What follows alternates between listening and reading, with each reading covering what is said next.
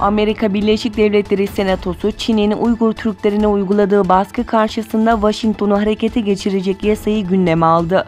Cumhuriyetçi Senatör Marco Rubio ve Demokrat Senatör Robert Menendez tarafından önerilen yasa, Doğu Türkistan'da Uygur Türkleri, Kırgız ve Kazak gibi Müslümanların tecrit edilmesinin araştırılmasına bütçe ayrılmasını ve Dışişleri Bakanlığı ile FBI gibi istihbarat birimlerinin daha etkili çalışmasını sağlayacak yetkileri kapsıyor. ABD'nin Çin'e yaptırım uygulamasının önünü açacak Uygur İnsan Hakları adlı kanun geçen Kasım ayında da Senato'nun gündemine gelmiş, fakat yasama döneminin sonuna gelindiği için yürürlüğe konmamıştı. Çin tarafından Doğu Türkistan'daki asimilasyon politikası kapsamında bölgedeki Müslüman Türklere yönelik uygulanan keyfi tutuklamalar ve Çin'in iç kesimlerine sürgün girişimleri devam ederken, Doğu Türkistan'ın Hotan ili Karakaş ilçesinden yoksullukla mücadele bahanesiyle işe yerleştirme adı altında Uygur Türk'ü genç kızların Çin'e gönderildiği bildirildi. Türkistan Press'in haberine göre gönderilenlerin 167 kişi olduğu ve Çin'in Jiangxi bölgesinde ucuz iş gücü olarak çalıştırıldıkları belirtildi.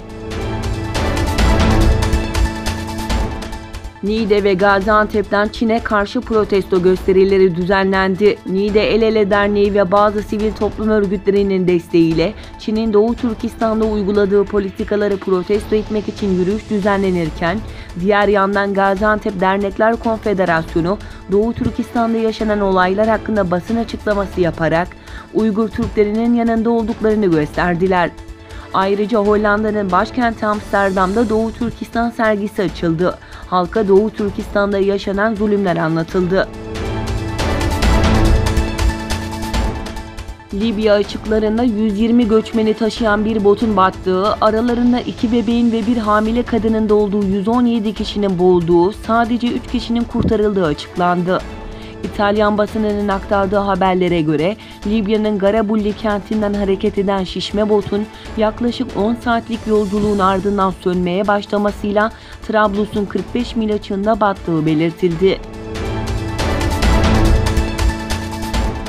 Çin'de Eylül ayında gözaltına alınan eski Interpol Başkanı Meng Hongwei'nin eşi Grace Meng'in Fransa'dan sığınma talebinde bulunduğu bildirildi. Interpol'ün merkezinin bulunduğu Lyon kentinde yaşayan Grace Meng, kendisi ve 7 yaşındaki ikiz çocukları için Fransa'dan sığınma istedi. Meng, France Inter Radyosu'na yaptığı açıklamada kaçırılmaktan korktuğunu belirterek "Tuhaf telefonlar alıyorum, arabama bile hasar verildi" dedi. Çinli bir kadın ile erkeğin kendisini kaldığı otele kadar takip ettiklerini ileri süren Meng, güvenlik sebebiyle basına yüzünü göstermiyor.